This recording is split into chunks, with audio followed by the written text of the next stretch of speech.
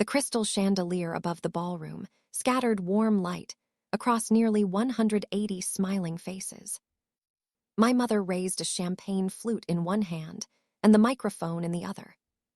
"I've been waiting for this surprise all evening," she announced with a proud smile. Guests leaned forward. Beside her, my younger brother Ethan wrapped an arm around his new wife and grinned like he already knew what was coming. Mom turned toward me. "And as Ethan's wedding gift, my daughter Claire has decided to give him her beach house." The room erupted in applause. Someone even shouted, "What an incredible sister." I didn't clap. I didn't smile. I just stared at my mother, wondering if I'd somehow misheard her. "What?" I managed. She laughed into the microphone, as though I were joking. "Oh, don't be modest. Family should celebrate generosity." Ethan nodded toward me. "Come on, Claire. Everyone's excited." My stomach dropped. I had never agreed to anything. Not privately. Not publicly. Not even as a joke. Before we continue, drop your city and country in the comments below. And if you enjoy revenge stories like this, don't forget to like, subscribe, and turn on the notification bell so you never miss an update. Before I could answer, Mom looked toward the wedding coordinator. "Could someone bring those papers over?" Papers? My pulse quickened. Then a chair scraped loudly against the polished ballroom floor. A man I'd never seen before stood up from one of the tables near the back. Every conversation stopped. He looked directly at my mother. His voice carried through the silent ballroom without a microphone. "Try taking her property again," he said evenly, "and you'll lose your own." No one breathed. Not even me. For a long second, the ballroom remained perfectly still. Even the musicians lowered their instruments. My mother recovered first. "I'm sorry," she said with a strained smile. "Do we know you?" The man didn't answer immediately. Instead, he kept his eyes on her. It was the kind of look that said he'd already seen enough. I finally found my voice. "Mom, what are you talking about? I never offered Ethan my beach house." Her smile never wavered, but her eyes hardened. "Claire, don't make a scene. This is your brother's wedding." I almost laughed at the irony. She had just announced, into a microphone, that I was giving away the most valuable thing I owned in front of 180 people. And somehow, I was the one making a scene. The beach house wasn't just another property. It had belonged to my grandfather. After he passed away, he left it to me because I was the only grandchild who spent summers helping him repair the old place instead of treating it like a vacation destination. When I inherited it, the roof leaked, the deck was rotting, and the plumbing barely worked. I spent years restoring it. Every paycheck that wasn't going toward my apartment seemed to disappear into that house. New wiring. New foundation work. Storm repairs. Property taxes. Insurance. Not once had Ethan offered to help. Not once had my parents volunteered $1. Back then, they called it Grandpa's crumbling shack. Now they called it a family treasure. Ethan shrugged, as though everything were perfectly reasonable.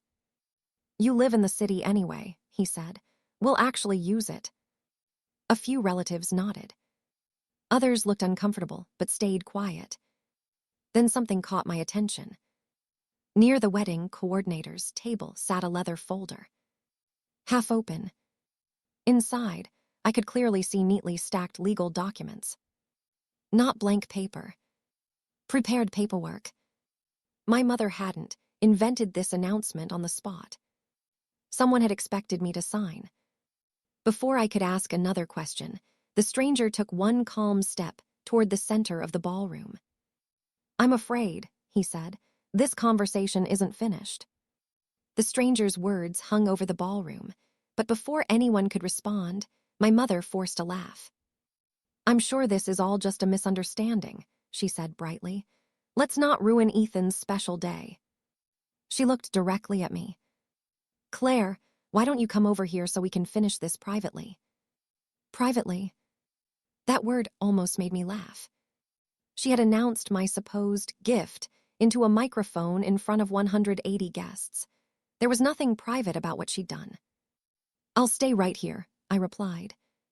For the first time that evening, the smile disappeared from her face. Standing there, I couldn't stop replaying the last few weeks. Looking back, the signs had been there all along. 3 weeks before the wedding, Mom had invited me over for dinner. Halfway through the meal, she casually said, "You know, that beach house should stay with the family forever." "I agree," I'd answered. "That's exactly why Grandpa left it to me." She'd smiled politely, but quickly changed the subject. At the time, I hadn't thought much about it. Now I realized she wasn't talking about preserving Grandpa's wishes. She meant giving it to Ethan. A few days later, Ethan called me out of nowhere. "I've been looking at marinas near your place," he'd said. "My place?" "The beach house." I laughed, assuming he was kidding. "You mean my beach house?" "Our family's beach house," he corrected with an easy confidence. "Once we're married, it'll be perfect." I remembered going quiet. "You know it's not for sale." I didn't ask if it was. Before I could question what he meant, he'd changed the subject to honeymoon plans. The conversation had left me unsettled, but I convinced myself I was overthinking it. Now those words sounded completely different. The truth was painfully simple. When Grandpa died, nobody wanted the property. The roof leaked whenever it rained. The seawall needed repairs. The electrical system barely passed inspection. While my friends spent weekends traveling, I spent mine hauling lumber, meeting contractors, and learning how expensive coastal maintenance could be. Every bonus from work disappeared into repairs. Every vacation fund became another restoration project. Mom used to shake her head whenever I talked about it.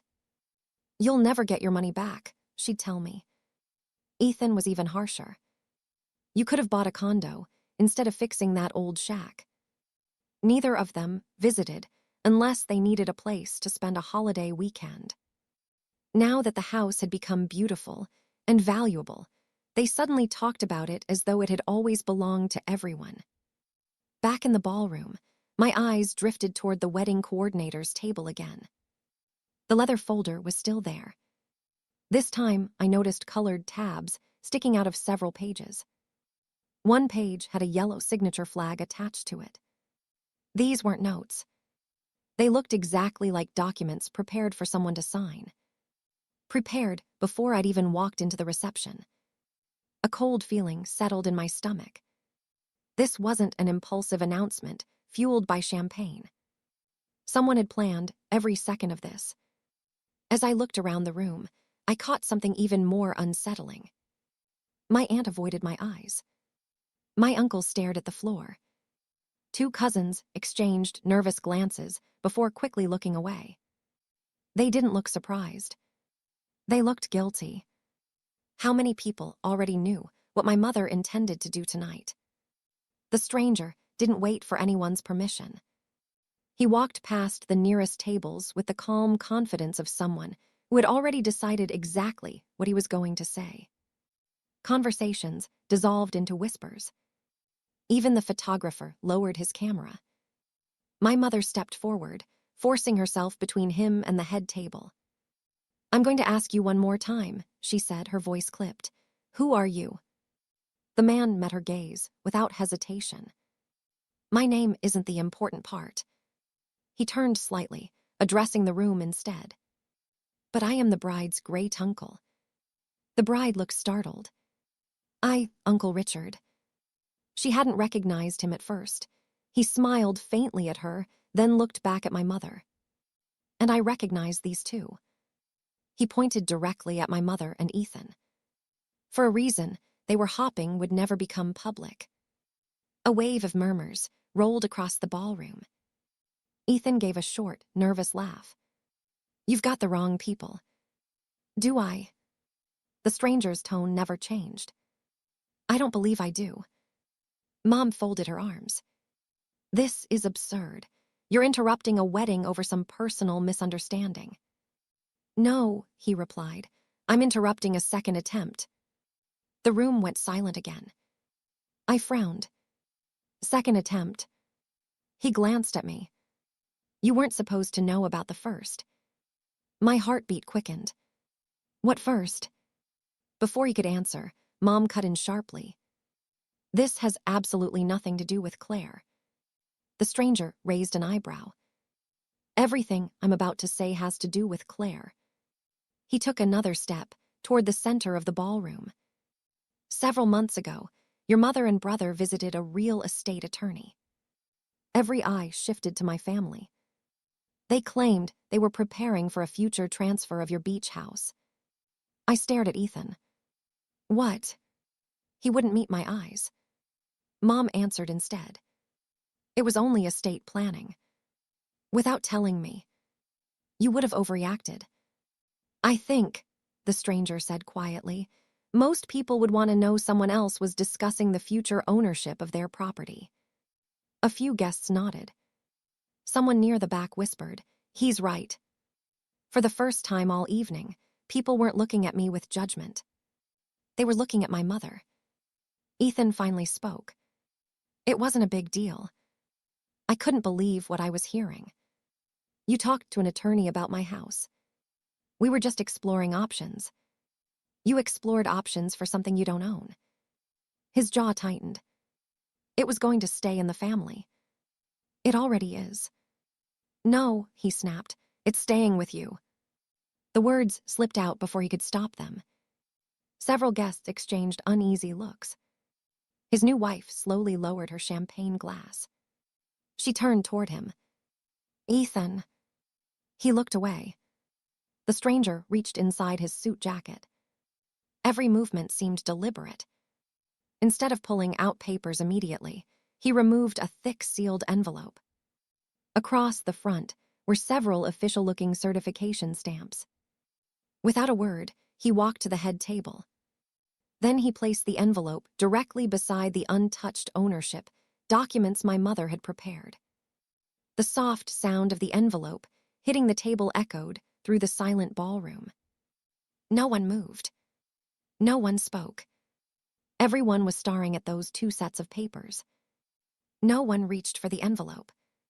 Not my mother. Not Ethan. Not even the wedding coordinator, standing beside the head table. The stranger rested one hand on the back of an empty chair and looked around the ballroom. "I'd hoped these documents would never be needed," he said calmly. "But after what I witnessed tonight, I believe everyone deserves to understand why I brought them." My mother took a step forward. "You have no right to interfere in our family." He looked at her without raising his voice. "I interfered the first time because I believed it was a misunderstanding." His expression hardened. Tonight proved it wasn't. A murmur swept through the guests again. I felt as though the floor beneath me had shifted. "The first time," I asked, "what exactly happened?" The stranger looked at me with genuine sympathy. "Months ago, I was consulting with a real estate attorney on several property matters." He gestured toward my mother and Ethan. "They arrived together. They explained that ownership of your beach house would soon be transferred within the family." My stomach tightened. "I never authorized that." "I know." He nodded. "That's why the process stopped." My mother interrupted. "It was simply preliminary paperwork." "No," he replied. "It became much more serious than preliminary paperwork." The ballroom grew so quiet, I could hear glasses being set down on nearby tables. He continued. "The attorney requested supporting documents. When they arrived, one immediately stood out." He looked directly at me. "There was an authorization bearing your signature." I felt every eye in the room turn toward me. My signature. It didn't match. My mother's face lost its color. The attorney compared it against verified signatures already on file. The differences were significant enough that no transfer could continue. Someone behind me whispered, "Oh my God." The stranger folded his hands. The matter ended there because no property changed hands. He paused. I warned everyone involved that attempting anything similar again could have very serious consequences. Then he looked toward my mother. I believed that warning had been understood. Ethan finally spoke, but his confidence had disappeared. It never went anywhere. No, the stranger agreed. Because someone stopped it. The words landed harder than anyone expected. Ethan looked down at the floor. His new wife stared at him in disbelief. You never told me about this, she said quietly. He opened his mouth. Nothing came out. Everything suddenly connected. The strange phone calls. Mom insisting I couldn't miss the wedding. Her repeated comments that the beach house belonged with the family. The legal folder waiting beside the wedding coordinator. The public announcement before anyone could question it. If I'd felt cornered enough by 180 watching guests. If I'd signed without reading. The realization made my hands tremble. This hadn't been a spontaneous attempt to pressure me. It had been planned. Every detail. Every word. Every witness. My mother looked around the ballroom desperately. We don't need to discuss this here. Her voice no longer carried the authority it had only minutes earlier. This is a family matter. The stranger slowly turned toward the guests surrounding the dance floor. Then he faced my mother again. His answer was calm. Firm. Impossible to misunderstand. It's too late for private. No one spoke after that. The ballroom, which had been filled with laughter only minutes earlier, now felt impossibly still. The stranger picked up the sealed envelope from the head table and carefully broke the seal. I've brought these because I hoped they wouldn't be necessary, he said.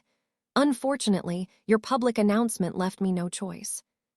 He removed several certified copies of documents and laid them neatly across the table. I am not here to embarrass anyone, he continued. I'm here because I watched someone try to take property that wasn't theirs, and tonight I watched them try again. My mother folded her arms tightly. Those papers don't prove anything. They prove enough, he replied. He pointed to the first document. This was the proposed transfer package submitted to the attorney's office several months ago. Then he pointed to another page. This is the comparison report prepared after concerns were raised about the authorization. He looked toward me. The attorney requested verification because the signature authorizing the transfer didn't match the genuine signatures already on file from previous property records. I stared at the papers, then back at my mother. You submitted paperwork with my name on it. She avoided my eyes. It wasn't finished. That wasn't my question. Silence. It was the first time in my life she had no answer. The stranger continued calmly. The transaction never proceeded because the discrepancies were discovered immediately. He folded the documents back together. I warned Mrs. Bennett and Mr. Bennett that any future attempt to obtain this property, without the owner's informed consent, could expose them to serious civil liability and potential criminal fraud. A wave of shocked whispers swept across the room. Several relatives who had applauded only minutes earlier now looked at me with expressions of disbelief and regret. My aunt slowly walked over. Claire. Her voice shook. I'm so sorry. She looked genuinely ashamed.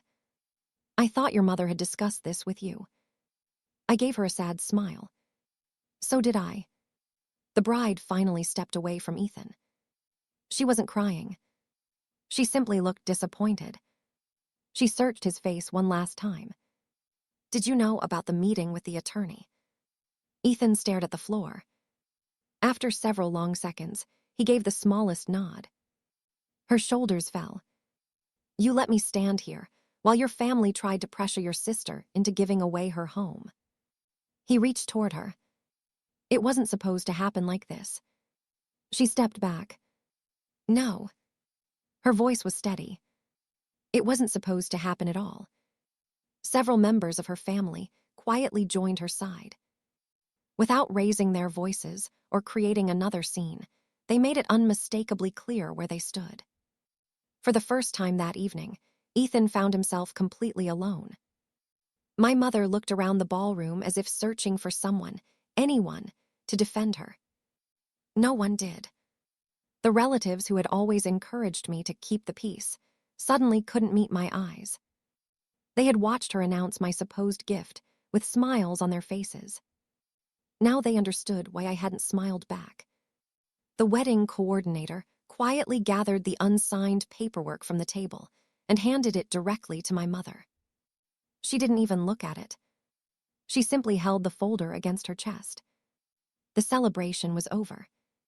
Guests began leaving without waiting for the cake to be served. The band packed away their instruments.